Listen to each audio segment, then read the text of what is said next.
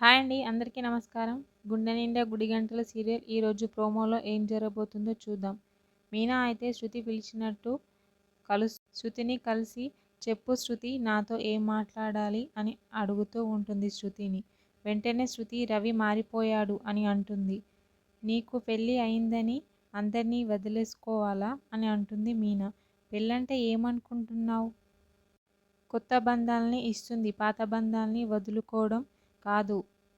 దూరం పెంచే ఏ విషయాన్ని నువ్వు పెద్దది చెయ్యకు. అలా చేస్తే నువ్వే రవికి దూరమైపోతావు అని చెప్తూ ఉంటుంది. శృతి అయితే అలా షాక్ అవుతూ ఉంటుంది.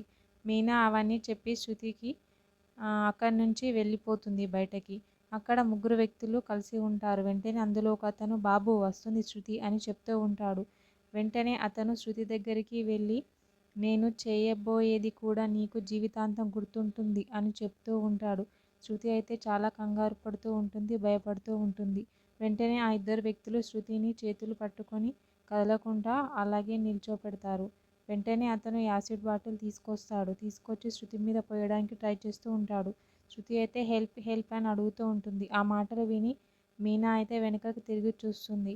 ఎవరు వంటి శృతిని ఏం చేస్తున్నారని చెప్పి వెనుకకి పరిగెత్తుకుంటూ వస్తుంది శృతి శృతి అంటూ. మరి శృతిని అయితే ఎవరు కాపాడతారో చూడాలి. ఓకే, థ్యాంక్ యూ అండి. నా ఛానల్ని సబ్స్క్రైబ్ అండ్ లైక్ చేయండి.